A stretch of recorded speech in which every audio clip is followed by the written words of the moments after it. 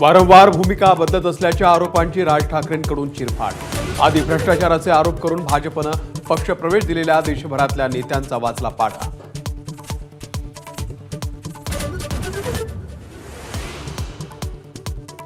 विधानसभेमधल्या निकालानं अनेकांना शॉक। सेलिब्रेशनच्या ऐवजी सन्नाटा। मनसे मेळाव्यामध्ये राज ठाकरेंची उदाहरणांसह निकालावरती शंका। मनसेला मतं मिळाली पण ती पोहोचली नसल्याचं व्यक्त केलं मत।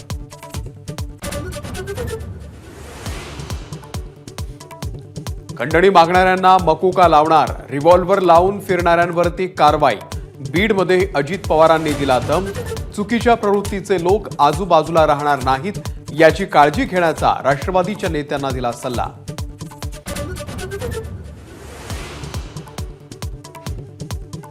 मनसेमध्ये भाकरी फिरवण्याचं राज ठाकरे यांनी दिले संकेत। पुढच्या काही दिवसांमध्ये पक्षाला वरपासून खालपर्यंत शिस्त लावण्याचा इशारा। पक्षातल्या पदांची नावही बदलली जाणार।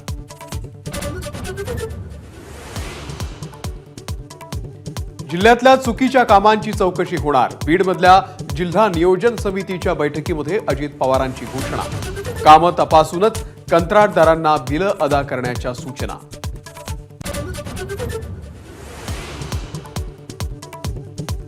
अजित पवारांनी घेतली बीडची बहुचर्चित जिल्हा नियोजन समितीची बैठक।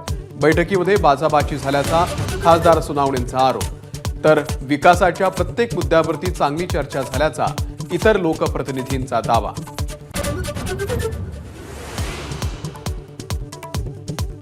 एकनाथ शिंदेंच्या उपस्थितीमध्ये मुंबई जिल्हा नियोजन समितीची बैठक। मात्र वरळीचे आमदार आदित्य ठाकरेंची बैठकीकडे पाठ। पुण्यामध्ये जिल्हा नियोजन समितीमध्ये शिवसेनेचे आमदार विजय शिवतारे यांना स्थान नाही। लग्नातल्या भेटीमुळे युती होते हा भाबडा विचार। उद्धव ठाकरे चंद्रकांत पाटील यांच्या भेटीवर देवेंद्र फडणवीसांची प्रतिक्रिया। तर चंद्रकांत दादांच्या भावना या अनेकांच्या भावना, युतीच्या चर्चेवर राऊतांचं मत।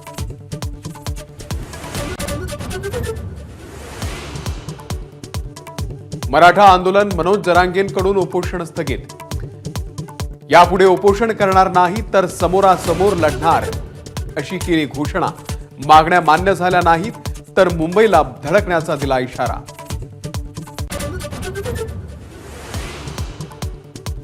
पुण्यातील पाण्याच्या समस्येवरून ठाकरे गट आक्रमक। पालिकेच्या विभागीय कार्यालयावरती शिवसैनिकांचा हंडा मोर्चा। तर अधिकारी पळून गेल्याचा शिवसैनिकांचा आरोप। पंतप्रधान मोदींकडून राजघाटवरती महात्मा गांधींना पुष्पांजली। तिन्ही सेनादल प्रमुखांसह राजनाथ सिंह यांचीही उपस्थिती। काँग्रेसचे अध्यक्ष खरगे आणि विरोधी पक्षनेते राहुल गांधी यांच्याकडूनही गांधींना अभिवादन।